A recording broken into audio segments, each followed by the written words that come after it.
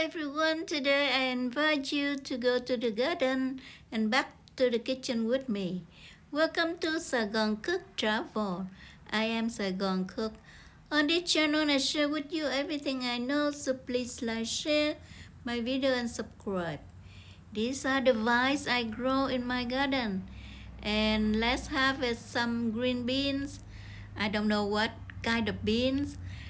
We wash and then remove the fibers, and I had chopped some green onions and minced garlic, oil in, and garlic in, and wipe out the green onions, and then the beans in.